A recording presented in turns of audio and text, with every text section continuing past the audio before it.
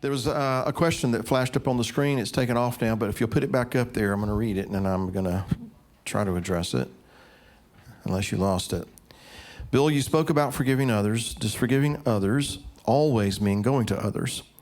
What if restoration isn't safe at this time, or you're not sure if you're walking into a family trap?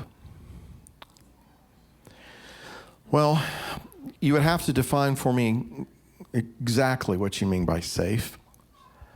If physically dangerous, no, I don't think I'd walk into a dangerous situation, physically speaking. But if you mean by, I'm just going to walk into something where they're just going to berate me and take advantage of me or snub me or what have you, and emotionally it's not good for me, you're just going to have to pray about that. And as it's just been pointed out, if the Father is compelling you to do something, this is going to be an issue of whether you trust Him. Can you trust people? Generally speaking, no. No, you cannot.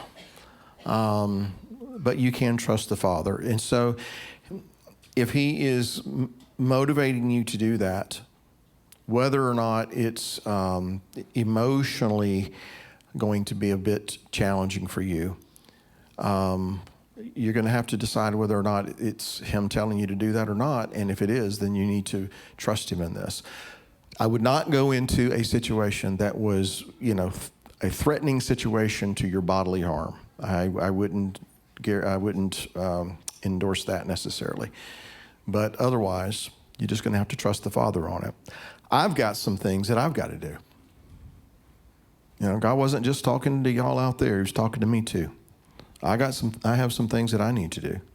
I've got some relationships that I need to go back and address, and some situations, Some of them, well, you don't want all of my stuff, but some of them I don't really feel that I was the one that did anything wrong. But apparently it's not about who was wrong and who was right. It's about doing what is right. Okay? So all of us apparently have been challenged today. If we have those kinds of situations, we need to do what we're supposed to do, what's right in His eyes. And if we do that, I guarantee you we're going to see something take place. I guarantee you, if we do what we're supposed to do, we're going to see something take place.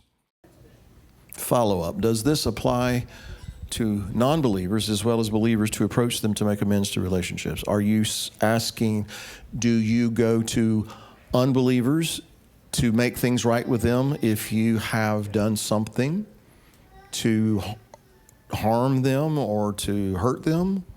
If that's the case, then absolutely it would be. Because what kind of a testimony is it going to be if we say, well, you're not a believer, therefore I don't owe you an apology? I don't think that's a good witness at all, if that's what you're asking.